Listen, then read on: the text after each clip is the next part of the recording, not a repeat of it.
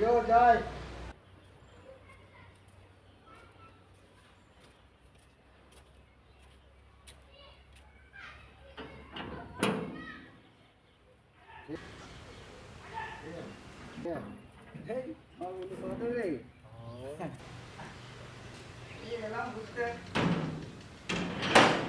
অনেকদিন পরে যে বস। হ্যাঁ, অনেকদিন পরে এদিকে বাজার করতে এসেছিলাম বলে একটু দেখা করেই আসি।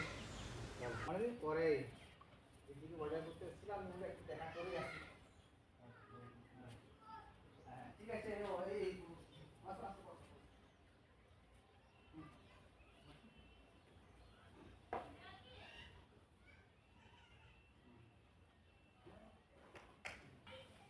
নিয়ে বল, কেমন আছিস? ছিলিস? ওদিনটা ঠিকই আছি। আমি তো তোমার কাছে এলাম, বহুদিন দেখা হয় না। আমি ভাবছি বন্ধু কী করছে না করছে, বহুদিনের ছোটোবেলার বন্ধু।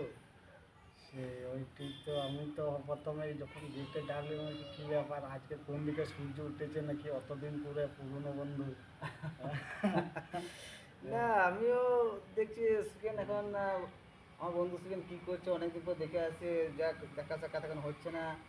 তো শুনলাম একটু তোমার কিছু প্রবলেম হয়েছে, এই জন্য ফোন হ্যাঁ, করলাম। প্রবলেম বলতে তো আমার তো এই লকডাউন, এই করোনা তো লকডাউন করে চলে গেল। ও আচ্ছা আচ্ছা। হ্যাঁ, ওই সেই জন্য লকডাউন হয়ে ঘরেই বসে রয়েছি। হ্যাঁ, আচ্ছা ঠিক আছে। এখন তাহলে বন্ধু, তো অনেকদিন পরে এলাম তো, আজকে তো কী খাওয়া যায় বলো তো, কী খাওয়াবে? খাওয়াবো, কিন্তু যা হোক একটু কিছু খাওয়াতে হবে, তার জন্য কোনো চিন্তা নাই। হ্যাঁ, ঠিক আছে ঠিক তবে আছে। মানে নিজের মতো করে করে খেতে হবে। আচ্ছা ঠিক হ্যাঁ, আছে। আমি তো সব করতে পারবো না, যেহেতু আচ্ছা এখন দেখতে পাচ্ছি না সমস্যাটা, ওই এখন বর্তমানে ওইটি সমস্যায় পড়ে গেছি। আচ্ছা বেশ ঠিক আছে। আচ্ছা আমি দেখছি করা যায়। হ্যাঁ, আমি করলে আমার মতন করে খাওয়াবো। আচ্ছা ঠিক আছে হ্যাঁ, ঠিক। তুমি করলে তোমার মতন করে খাবে। তাহলে আজকে দু বন্ধুতে জুত করে চিকেন করবো নাকি? হ্যাঁ, ঠিক আছে। তুমি ভালো হবে।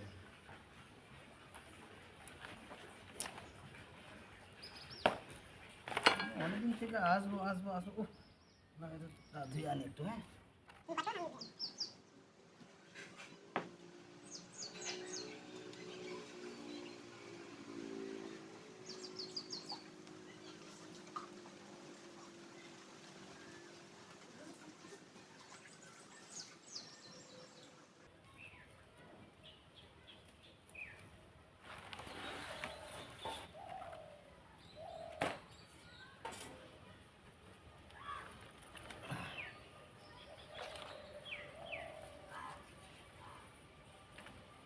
একটু ধার আছে। না ঠিক ঠিক আছে, হয়ে যাবে হয়ে যাবে, ওই তো হবে।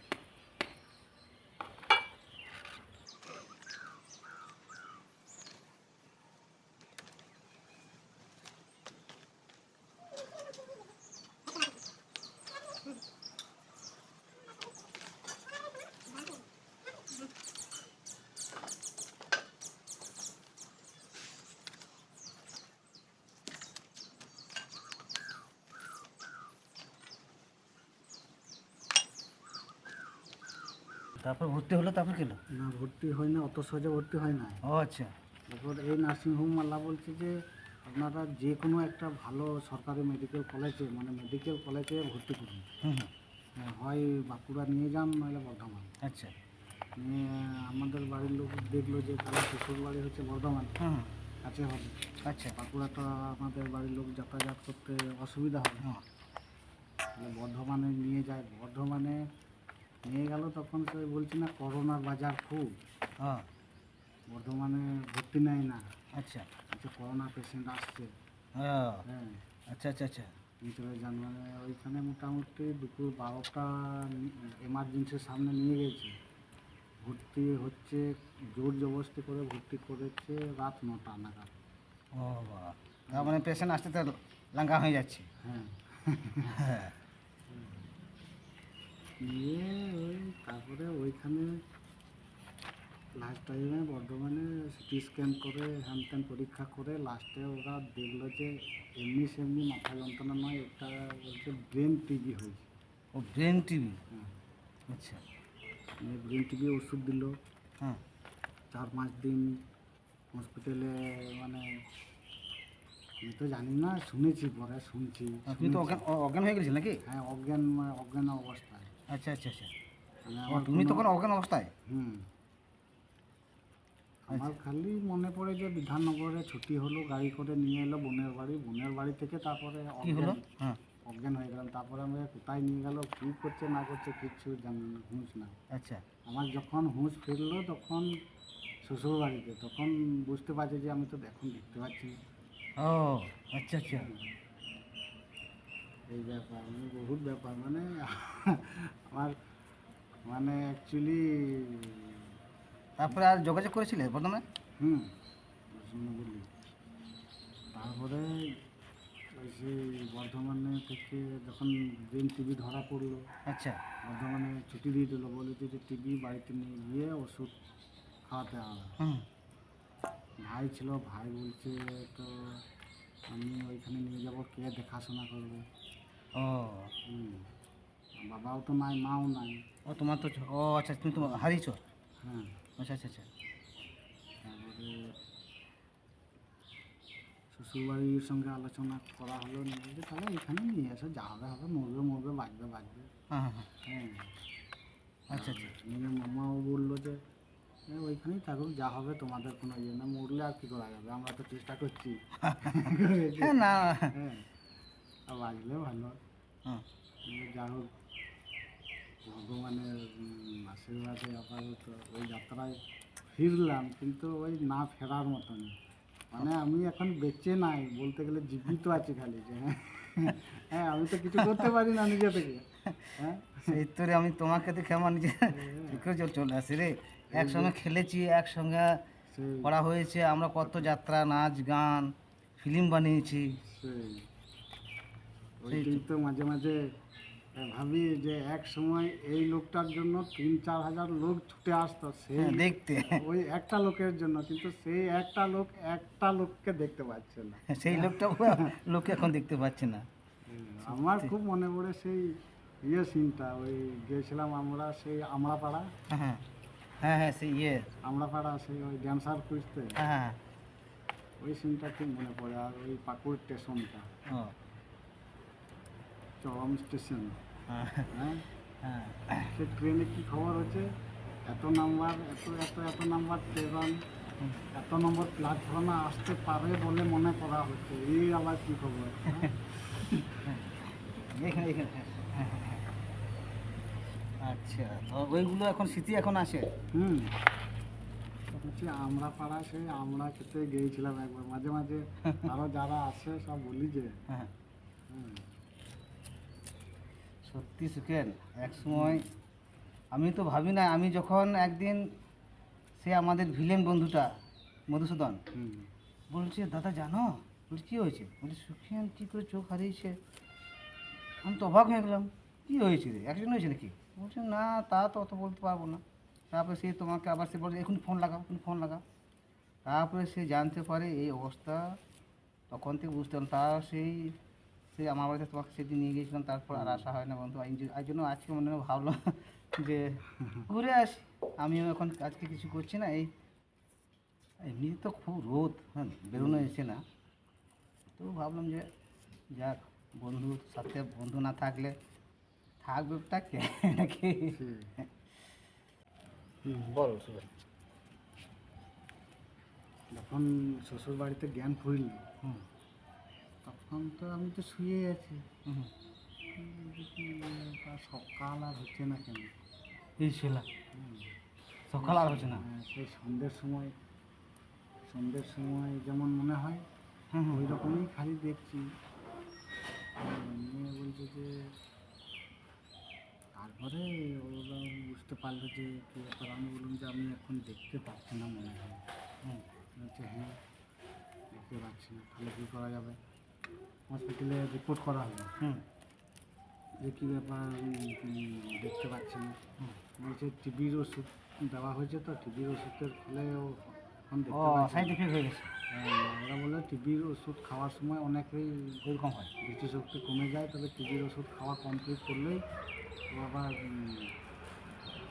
দেখতে পায়। হ্যাঁ হ্যাঁ, ঠিক আছে, 6 মাসের জায়গায় 9 মাস ওষুধ খাওয়া হলো তবুও দেখতে পাচ্ছি না। আচ্ছা। শ্বশুরবাড়িতে মোটামুটি বছর 1.5 ছিলাম। হুম।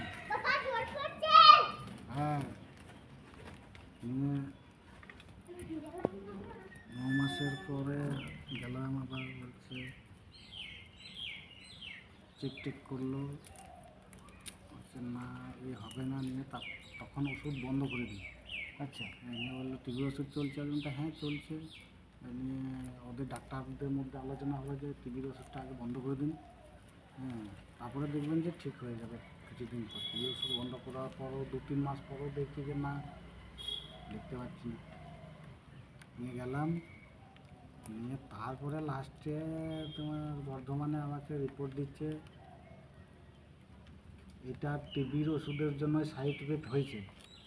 ঠিক আছে, হুম। বলছে এটা আপনাকে মেনে নিতে হবে, কিছু করার নাই, ইসলা। টিবিটাকে পুষে রেখে তো লাভ নাই। আমি তখন মনে হচ্ছে এইরকম করে বেঁচে থাকা থেকে ওই টিবিটাকে পুষে রাখলেই ভালো হতো।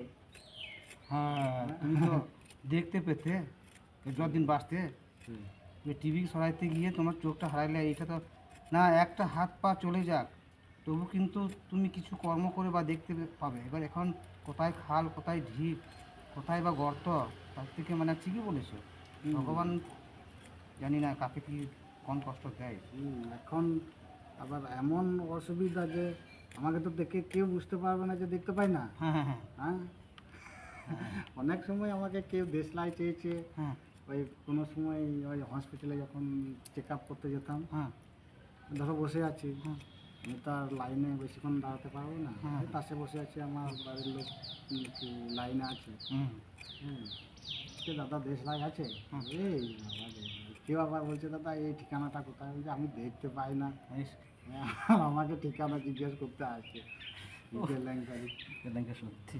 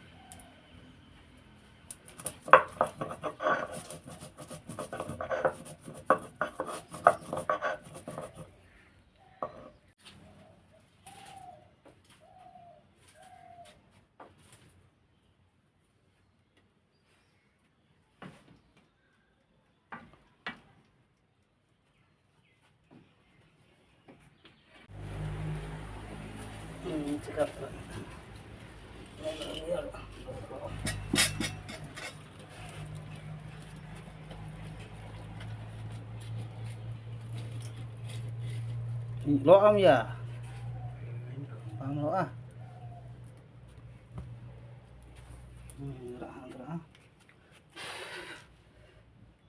কেন চাট কি ভাত দিয়ে খাওয়া যাবে না নাকি? না সেটাই বলছি।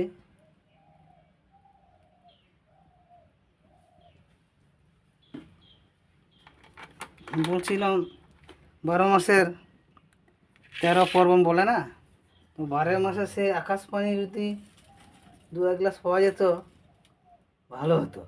তাহলে মোটামুটি পাওয়া যায়, খোঁজ করে দেখতে হবে হ্যাঁ আছে ঠিক কি নাই। হ্যাঁ, আছে কি নাই না। এটা প্রচুর তো সেল। এটা তো ফলের জিনিস না, এটা ফলের জিনিস না। এবারে ইচ্ছা হয় বছরে একবার। বছরে একবারই হয়। হ্যাঁ হ্যাঁ। এই অন্য সময় খোঁজ করলে পাওয়া যাবে না। পাওয়া যাবে না, এটাই বললাম। যদি পাওয়া যায় দেখি, 4 তো আগে হোক নাকি। হ্যাঁ।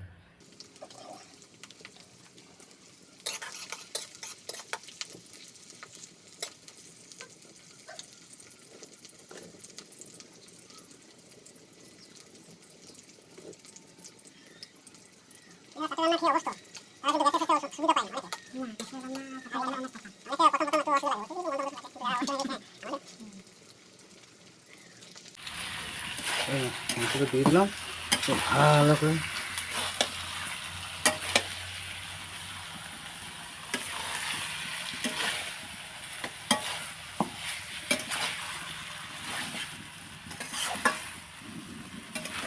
ঠিকই বলেছেন, 3.5 কি বলে, 3.5 হাত শরীরে হ্যাঁ 2.5 আঙ্গুল কপালে। হ্যাঁ হ্যাঁ, 2.5 আঙ্গুল কপালে ডাল উঠিয়ে দিয়েছে তখন ভগবান। সেই তাই। ভাগ্যে একটা ভাগ্য তো 3.5 হাত শরীরের মধ্যে 2.5 আঙ্গুলের মধ্যে ভাগ্য আছে, এর মধ্যে যার যার কপালে লেখা আছে। এইটাই।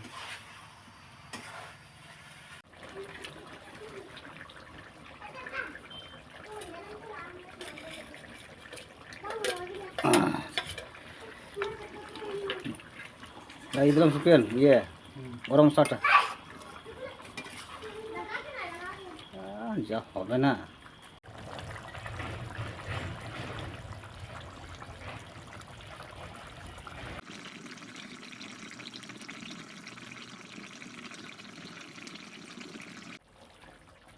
হয়ে গেছে সুপেন, নামিয়ে দিই বুঝলে।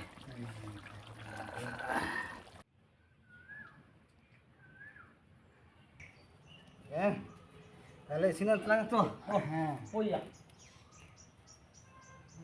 পেঁয়াজ কোথায় সব দিয়েছে? তাল পাতা ঠোঙা ভাই, সেই না, ঠোলা। আচ্ছা মাংসটা ফেলে নিই।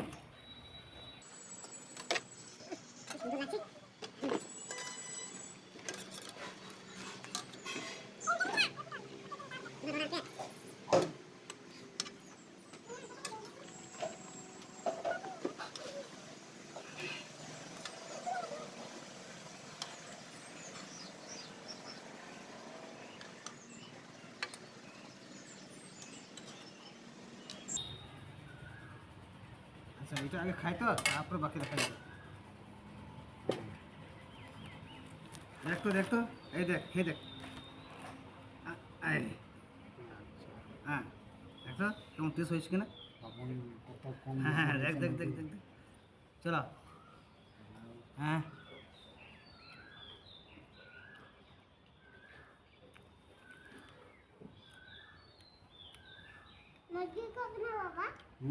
ভালো লাগছে। আহ হুম বাঁ হাতে করে ঢাল, এখন কড়াই কিছু নেই, ধরে এই টেনটা ঠিক ধরে। লে এই তো আমার গ্লাস। হ্যাঁ আগে ভর এখানে।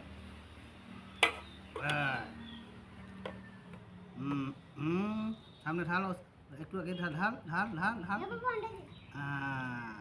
বাস, তুমি খাবে না? না, আমি এখন খাচ্ছি না। তুমি তুমি আমার বাড়ি এসেছো, তুমি খাবে। সে কি রে, হ্যাঁ, তুমি আগে খাও কেন তো রোজগার নাই বলে খাবে না কি? আমি যখন তোমার বাড়ি যাবো তখন আমি খাবো। আচ্ছা ঠিক আছে তাহলে খাই। হ্যাঁ, তুমি খাও মাংস, খাও তুমি মাংস।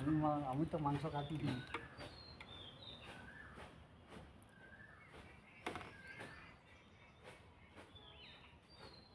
বাবরে রসটা কোথায় পেয়েছিলে গো, সাংঘাতিক দারুণ তেজি।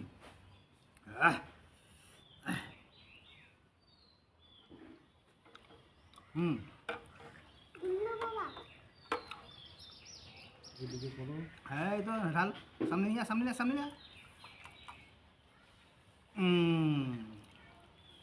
বাস এইটা খেয়ে নি, তারপরে খাই, আগে খাই, ঝোলগুলো পুজো যাবেন না।